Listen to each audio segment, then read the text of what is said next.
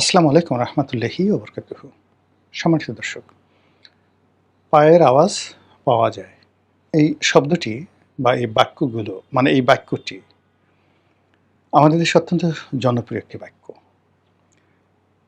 এটি প্রয়াত সব্যসাচী লেখক সৈয়দ শামসুল হক রচিত একটি কাব্য নাটক। পায়ের আওয়াজ পাওয়া যায় কাব্যনাটক। তো পায়ের আওয়াজ পাওয়া যায় বলতে আমরা সাধারণত ইন জেনারেল সেটি বুঝি যে খুব দৃঢ়তার সাথে একটা আওয়াজ, পায়ের আওয়াজ যদি ইতিবাচক অর্থে আপনি ধরেন, তাহলে বিপ্লবীদের পায়ের আওয়াজ। অন্যায় চলে, অবিচার চলে, অনাচার চলে, ঠিক সেই সময় যখন বিপ্লবীরা তারা আওয়াজ তুলে, চল চল চল, ঊর্ধ্ব গগনে বাজে মাদল, এরকম একটা রণসঙ্গীত গেয়ে গিয়ে মার্চ করতে করতে আসে, তখন আমরা গর্ব ভরে বলি পায়ের আওয়াজ পাওয়া যায়। কিন্তু সে পায়ে যখন বুট থাকে এবং এই আওয়াজটি যখন নেতিবাচক অর্থে ধরা হয়, তখন মনে করা হয় যে আমাদের কপাল পুড়তে যাচ্ছে, আমাদের পিঠে চাবুক পড়তে যাচ্ছে। ফলে যখন বুটের আওয়াজ পাওয়া যায়, বুটযুক্ত পায়ের আওয়াজ পাওয়া যায়, তখন ধরে নেওয়া হয় যে একটা মিলিটারি শাসন বা একটা মার্শাল ল অনিবার্য হয়ে যাচ্ছে। তো মোটামুটি পায়ের আওয়াজ বলতে এই দুটো জিনিসকেই আমরা বুঝে আসছি। এর বাইরে আমরা যে শব্দগুলো আজকের শিরোনামে ব্যবহার করেছি, সেটা হলো কিসের আওয়াজ পাওয়া যায়। চারিদিকে শুধু ফিসফাস আর বড় বড় দীর্ঘশ্বাস। এই বিষয়টি নিয়ে আলোচনা করব। কাজে এখানে কোনো পায়ের আওয়াজ পাওয়া যাচ্ছে না। আমার প্রশ্ন, আপনি কি কোনো আওয়াজ শুনতে পাচ্ছেন? আপনি কি কোনো আওয়াজ শুনতে পাচ্ছেন? আওয়াজ মিনস দ্য সাউন্ড। এই পৃথিবীর সবচেয়ে আকর্ষণীয় বস্তু হলো সাউন্ড, রিদম। সেটা যে কোনো ফর্মেই হোক না কেন। যতক্ষণ পর্যন্ত সাউন্ড আছে, এই পৃথিবী ততক্ষণ পর্যন্ত আছে। আর যতক্ষণ পর্যন্ত সাউন্ড থাকবে না কোনো একটা জায়গাতে, সেখানে কোনো প্রাণী বসবাস করতে পারবে না। অর্থাৎ বাতাস না থাকলে সাউন্ড থাকবে না। যেখানে বাতাস নেই, এরকম একটা ঘরে আপনি জোরে জোরে চিৎকার করেন, আপনার একদম পাশে দাঁড়িয়ে থাকা সেই মানুষটি শুনতে পাবে না। একেবারে কানের কাছে নিয়ে আপনি জোরে চিৎকার করে যদি বলেন বাঁচাও, রুমে যদি বাতাস না থাকে, কেউ শুনতে পাবে না আপনার কথা। কাজেই আপনি বুঝতে পারেন যে সাউন্ড শব্দটি বা সাউন্ড আপনার জন্য কতটা গুরুত্বপূর্ণ। এই পৃথিবী তৈরি হয়েছে সাউন্ড দিয়ে, বিগ ব্যাং। সে বিরাট একটা সিঙ্গার ফুক আমরা যেভাবে বলি, বিজ্ঞান সেটাকে বিগ বাং বলছে। এই একটি শব্দ থেকে একটা যেটিকে বলা ঈশ্বর কণা, ছোট একটি পরমা অণু, সেটি ভেঙে, আপনি তো পদার্থের সবচেয়ে ক্ষুদ্রতম অংশকে বলা হয় অণু, সেই অণু ভেঙে এই মহাবিশ্ব তৈরি হয়েছে। তো বুঝেন যে শব্দ কত প্রবল, যে একটা অণুকে হিমালয় বানিয়ে ফেলেছে। অণুকে নয়, অণুর লক্ষ লক্ষ ট্রিলিয়ন ট্রিলিয়ন ভাগের এক ভাগ অংশ দিয়ে একটি হিমালয় তৈরি হয়েছে, একটি প্রশান্ত মহাসাগর তৈরি হয়েছে, একটি গ্যালাক্সি নক্ষত্রমণ্ডলী তৈরি হয়েছে ট্রিলিয়ন ট্রিলিয়ন, একটা অণুর ট্রিলিয়ন ট্রিলিয়ন ভাগের এক ভাগ দিয়ে। আবার যখন কম্প্রেসড করা হবে, আল্লাহ যদি চায়, তাহলে সমস্ত তার সৃষ্টিকে আবার সে একটি অণুর মধ্যে, যেটা ঈশ্বর কণা, সেটার মধ্যে ঢুকিয়ে ফেলতে পারবেন। এই হলো মহাজাগতে শব্দের গুরুত্ব। এই পৃথিবী ধ্বংস হয়ে যাবে শব্দের মাধ্যমে। হযরত ইসরাফিল আলাইহিস সালাম সিংহায় ফুঁক দিবেন, বজ্র নিনাদ, এত জোরে শব্দ হবে, সেই শব্দে পৃথিবীর সমস্ত মাধ্যাকর্ষণ মহাকর্ষণ তছনছ হয়ে যাবে। সমস্ত বস্তু তার ওজন হারাবে। বড় বড় পাহাড় পর্বতগুলো তারা তুলোর মতো উঠতে থাকবে, এবং মানুষ, আপনি বুঝেন, যেখানে হিমালয় উঠতে থাকবে তুলার মতো, আপনি আমি কি অবস্থা হবে? ধুলাবালির পর্যায়ে আমরা থাকবো না, কিয়ামত সংঘটিত হয়ে যাবে। তো কাজেই আপনি যখন একটি রাষ্ট্র, একটি সমাজে প্রপার ওয়েতে শব্দ শুনতে পাবেন।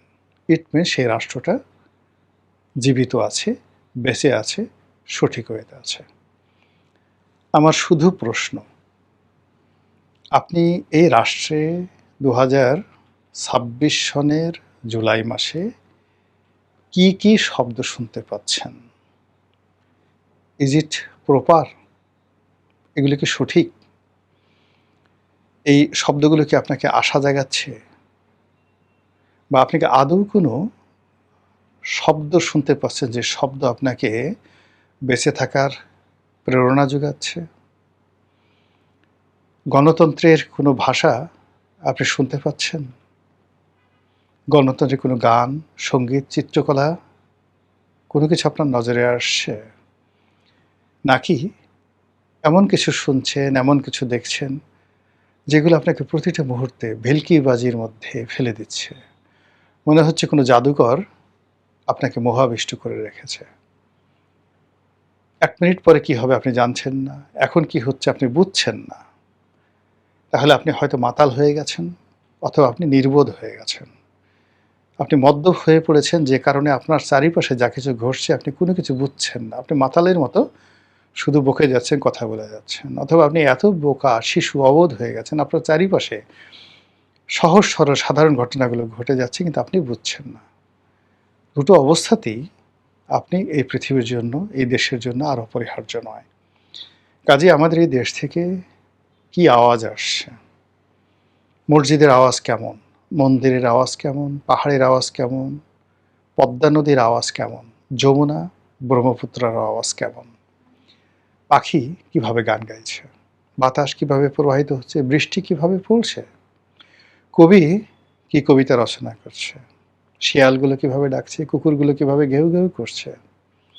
সবগুলো মিলিয়ে একটা ইকোসিস্টেম। এই ইকোসিস্টেমের উপরেই আপনার আমার জীবন, আপনার আমার অস্তিত্ব। আপনি কি এই ধরনের কোনো আওয়াজ শুনে স্বস্তি পাচ্ছেন? নদীর ঢেউ, বাতাসের শো-শো শব্দ, রাজপথের স্লোগান, কবির কবিতা, শিল্পীর গান কিংবা মসজিদের আজান। কোনটা আপনাকে তৃপ্তি দিচ্ছে? আমরা ছোটকালে খুব সকালবেলা কেউ ওয়াজ শুনতাম, কেউ মান্নাদের গান শুনতাম। আমরা যখন ইউনিভার্সিটিতে পড়তাম প্রতিটা রুমে সেই রবীন্দ্রসঙ্গীত বাজত। তখন রবীন্দ্রসঙ্গীতের উপরে অন্য কিছু ছিল না। আর কবিতা, বিভিন্ন লেখকের কবিতা। যারা আধুনিক তারা পূর্ণেন্দু পত্রীর কবিতা শুনতেন, সুভাষ মুখোপাধ্যায়ের কবিতা শুনতেন, নজরুল, রবীন্দ্রনাথ, সৈয়দ শামসুল হকের কবিতা তো ছিলই। সে ৮০-র দশকের স্বর্ণালীর সময়। এখন আপনি কি শুনছেন বিশ্ববিদ্যালয়গুলোতে? কি দেখছেন সেই অপরাজেয় বাংলার পাদদেশে, বটতলায়, শিমুলতলায়? কি দেখছেন সরোয়ার্দী উদ্যানে, শাহবাগের মোড়ে কিংবা বাংলা একাডেমির চত্বরে? এগুলোর উপরে আপনার বেঁচে থাকার আনন্দ। এখানে আপনি কি আওয়াজ শুনছেন আর কি দৃশ্য দেখছেন? এই গেল একটা পার্ট। ২ নম্বর হলো যে আপনার ভিতরে যে কথাগুলো, যেগুলো তৈরি হচ্ছে, মানুষের চিন্তা করার ক্ষমতা, কথা বলার ক্ষমতা অলৌকিক। কোনো বিজ্ঞান এখনো বের করতে পারেনি যে শরীরের কোন যন্ত্রটা থেকে আসলে কথাটা তৈরি হয়। এই যে আমি আপনাদের সামনে কথা বলছি, আমার শরীরের কোন যন্ত্রটা থেকে? আমরা এখন গলা, যেটাকে আমরা স্বরযন্ত্র বলি। তো এটার মাধ্যমে শব্দ তৈরি হয়। কিন্তু এই যে আমি যে ভাষাটা বলছি বা আমার এই যে অনবরত আমি শব্দ রচনা করছি, বাক্য রচনা করছি, তাল দিচ্ছি, লয় দিচ্ছি, ছন্দ দিচ্ছি, যুক্তি দিচ্ছি, বিতর্ক দিচ্ছি, এটা তৈরি হলো কোন মেশিন থেকে? এটা কি আমার দেহের মধ্যে? নাকি এটা আমার দেহের বাইরে? এটা কি আসমানে নাকি আরশে আজিমে? এ প্রশ্নের উত্তর আমরা কেউ দিতে পারিনি। ফলে মানুষের যে জবান, এই জবানকে বলা হয় কালাম, অলৌকিক কালাম। এই কালামের যে স্বাভাবিক প্রবাহের উপরে এই পৃথিবীর, এই সমাজের, এই দেশকালের উন্নয়ন নির্ভর করে। কাজেই যখন কারো কণ্ঠ রোধ করে দেয়া হয়, কারো জবান বন্ধ করে দেয়া হয় কিংবা কেউ যেকোনো পরিবেশ পরিস্থিতির কারণে প্রাণ খুলে হাসতে পারে না, প্রাণ খুলে কথা বলতে পারে না, নিজের রাগ উদ্গীরণ করতে পারে না, এমনকি প্রাণ খুলে প্রতিপক্ষকে আক্রমণ করতে পারে না। তখন তার অবস্থা, তার স্বাধীনতা পশুর চাইতেও খারাপ হয়ে যায়। একটা পশু যে শব্দ করতে পারে, সে তার বিরক্তি প্রকাশ করতে পারে স্বাধীনভাবে, সে জোরে একটা চিৎকার দেয়, সে হাসি দেয়, সে আনন্দ প্রকাশ করে, সেটা ছাগল হোক, গরু হোক, ভেড়া হোক, বাঘ হোক, হাতি হোক, সবারই একটা স্বাধীন সত্তা রয়েছে নিজের অনুভূতিকে প্রকাশ করা। আপনি কখনো কোনো গরুকে পিটিয়ে মেরে ফেললেও তার জবান বন্ধ করতে পারবেন না। আপনার ভয়ে কোনো ছাগল, বিড়াল, কুকুর, কাক, চড়াই পাখি, ময়না পাখি, টিয়া পাখি জবান বন্ধ করে দিয়েছে, এরকম কোনো উদাহরণ নেই। একমাত্র মানুষ কারো ভয়ে জবান বন্ধ করে দেয়, অথবা কেউ ভয় দেখিয়ে তার জবান বন্ধ করতে বাধ্য করে। এখন এই জমানাতে আপনার জবানের অবস্থা কি? আপনি কি প্রাণ খুলে সব কথা বলতে পারছেন, না ফিস ফিস করে ফুসফাস করে কথা বলছেন?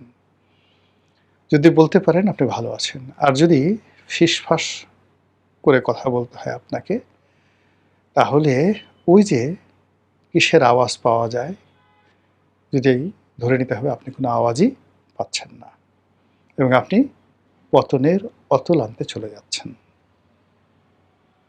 এবার তৃতীয় প্রসঙ্গে আসি, দীর্ঘশ্বাস। মানুষ কখন দীর্ঘশ্বাস ফেলে? যখন সে নিজেকে আর মানুষ মনে করে না, নিজেকে ব্যর্থ মনে করে, নিজেকে নিয়ে সে আর কোনো স্বপ্ন দেখতে পারে না।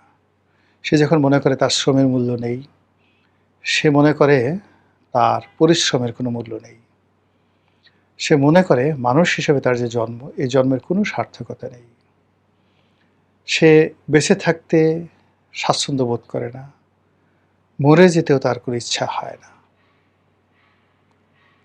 এরকম একটা অবস্থাতে সে চারিদিকে যা কিছু দেখে, কোনো কিছু তাকে তৃপ্তি দেয় না। তার কাছে মনে হয় এটা এরকম হওয়া উচিত ছিল না।